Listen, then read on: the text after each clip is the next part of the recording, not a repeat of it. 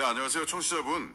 오늘 저희가 함께 파헤쳐볼 이야기는요, 조선 후기 실학자 다산 정약용 선생과 또 녹두장군 전봉준이 이끌었던 동학농민운동, 이 둘 사이에 있는 어쩌면 잘 알려지지 않았을 수도 있는 그 연결고리에 대한 겁니다. 네, 흥미로운 주제죠. 저희가 오늘 참고한 자료는 다산의 대표 저작이죠, 경세요표, 그리고 전봉준과 동학농민운동을 다룬 유튜브 영상인데요. 그러니까 18세기 말 한 학자의 생각이 어떻게 수십 년이라는 시간을 건너뛰어서 거대한 민중봉기의 어떤 사상적 뿌리가 되었을까? 그 과정을 따라가 보려고 합니다. 네, 그 연결고리를 한번 찾아보죠. 자, 바로 한번 들어가 볼까요? 어떻게 보면 그냥 책상에서 나온 글인데 이게 어떻게 시대를 넘어서 농민혁명의 구호랑 이렇게 딱 맞아 떨어질 수 있었을까요? 그게 참 신기한 지점인데요. 우선 다산 정약용 선생이 아주 긴 시간이었죠. 강진유배 시절에 쓰신 책이 바로 경세유표입니다. 네, 그렇죠. 이 책의 가장 큰 줄기, 그 사상적 기둥이라고 할 수 있는 게 바로 민본 사상이에요. 민본 사상, 백성이 근본이다. 맞습니다. 백성이 나라의 근본이다. 근데 이게 그냥 나온 생각이 아니라 자료에 보면 다산이 어릴 때 부친을 따라서 지방행정을 직접 보지 않았습니까? 아, 네. 그때 이제 민초들의 고단한 삶, 이런 걸 직접 목격한 경험이 이런 생각에 좀 바탕이 되었다. 뭐 그런 분석이 있더라고요. 경험에서 우러나온 거군요. 그럼 그 민본 사상의 구체적인 내용 중 하나가 그 유명한 경자유전 원칙 아닌가요? 네, 맞아요. 농사 짓는 사람이 땅을 가져야 한다.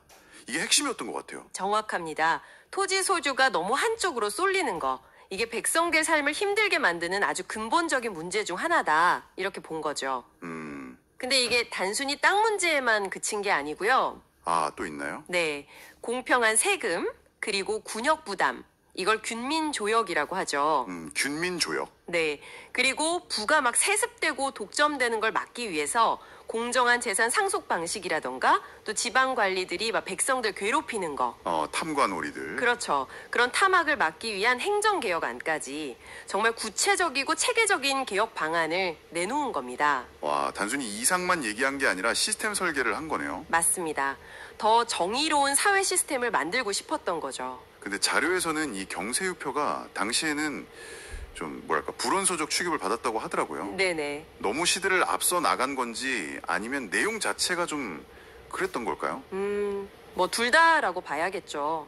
기존 질서나 지배층의 권위에 그냥 정면으로 도전하는 내용이었으니까요. 그렇죠. 백성들한테는 어쩌면 희망을 줄 수 있지만 가진 사람들 입장에서는 이 사회 구조의 모순이 너무 적나라하게 드러나는 거죠. 불편한 진실이었던 거예요. 아, 듣고 보니 그러네요. 그래서 자료에 보면 다산 본인조차도 이 책이 가져올 파장을 좀 걱정해서 자기가 죽고 난 뒤에나 간행하라고 했다는 말까지 있을 정도예요. 와, 그 정도였군요. 네, 그만큼 현실 비판적이면서도 또 미래를 내다보는 통찰이랑 실용적인 대안이 담겨 있었기 때문에 어떻게 보면 위험하게 받아들여진 거죠. 알겠습니다. 자, 그럼 시계를 한 수십 년 뒤로 돌려서 19세기 말로 한번 가보겠습니다. 네. 이때 조선은 정말 힘든 시기였죠. 토지세, 군역, 환곡, 이른바 삼정의 문란 때문에 농민들 고통이 뭐 말도 못했다고 하잖아요. 그게 달했던 시기죠. 바로 그때 전봉준이라는 인물이 역사의 무대 위로 등장합니다. 네, 맞습니다. 토지 수탈 심하고 탐관오리들 횡포가 만연하고 정말 절망적인 상황이었는데 여기서 전봉준이 동학농민운동이라는 거대한 봉기를 이끌게 됩니다. 네. 근데 여기서 정말 흥미로운 지점이 뭐냐면 그들이 내걸었던 요구 조건들이에요. 바로 폐정개혁안 12개조. 폐정개혁안. 아, 저도 자료 보면서 이 부분이 정말 놀라웠어요. 그게 다산의 경세유표 내용이랑 그렇게까지 비슷하다고요? 네, 정말 놀랄 만큼 유사합니다. 구체적으로 어떤 게 그렇게 닮았나요? 일단 폐정개혁안에 보면 토지를 균등하게 나누자 이런 주장이 있어요. 아, 경자유전. 그렇죠. 딱 다산의 경자유전 사상을 실현하려는 요구가 들어있는 거죠. 그리고 또 불법적인 세금 없애자, 조세제도 개혁하자 이런 내용이 있고요. 네네. 신분 차별 없이 공평하게 군역 부담 지자. 이게 아까 말한 균민이죠. 균민. 네. 그리고 탐관오리 처벌해라 이런 주장들 거의 뭐 경세유표에서 제시된 핵심 개혁 방향하고 일치해요. 와, 진짜 신기하네요. 네, 그래서 마치 농민들이 다산의 이상을 직접 실현하려고 했던 것처럼 보일 정도예요. 심지어 자료에서는 경세유표 필사본이 어떤 경로로든 전봉준에게 전해졌을 가능성까지 아주 조심스럽게 제기하고 있더라고요. 그 정도의 연결고리가 있을 수 있다니. 그렇다면 이렇게 볼 수도 있겠네요.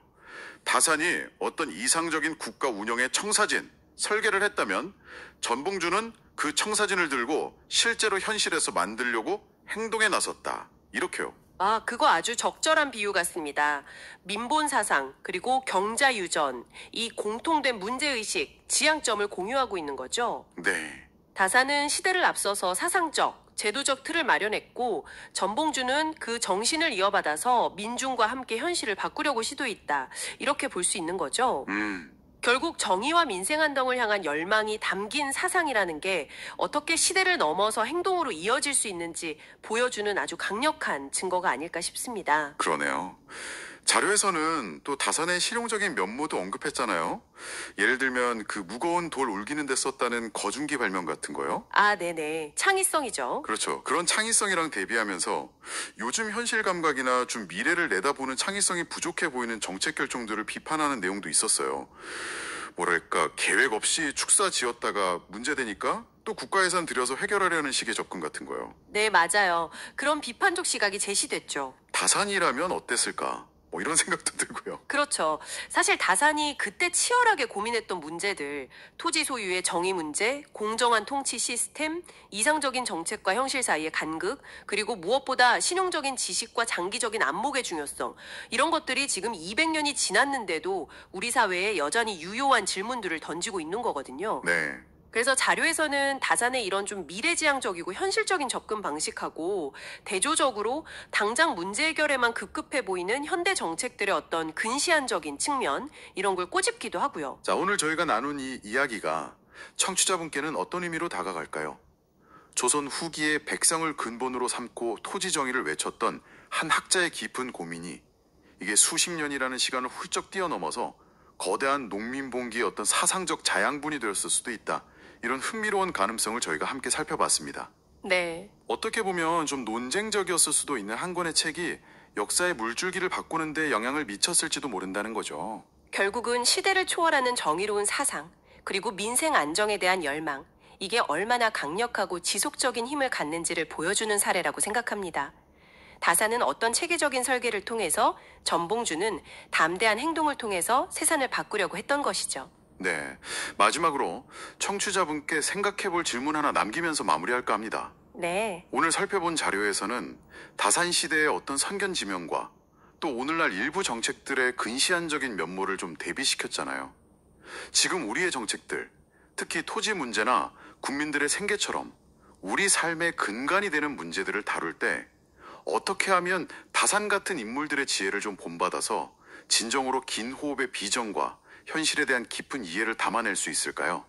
한번 좀 생각해 보시면 좋겠습니다.